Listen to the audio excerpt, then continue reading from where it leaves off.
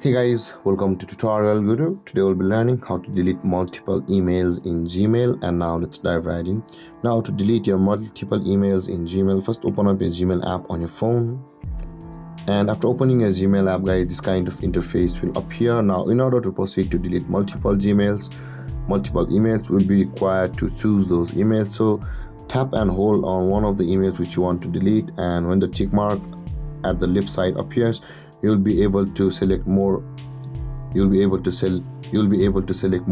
over here by tapping on the profile side or the picture side at the left side. Over here you can see, and choose as many as the emails which you want to delete. So in order to choose correctly, guys, don't tap on the email, tap on the picture side or the left side like this, or that email will open. And after choosing multiple emails which you want to delete, or after selecting all, if you select all, guys, 50 of those emails will be selected.